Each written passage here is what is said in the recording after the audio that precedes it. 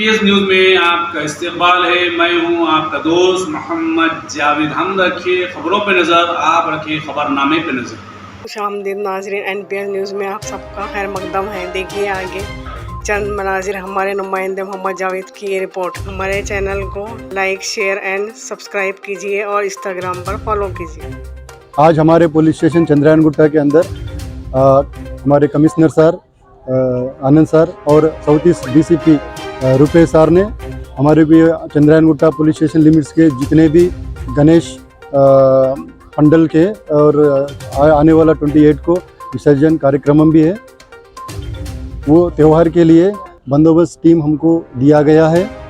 तो आज हम फ्लैग मार्च बारकास और पुलबाग चंद्रायन गुट्टा पूरी सराउंडिंग हमारी टीम से फ्लैग मार्च किए हैं।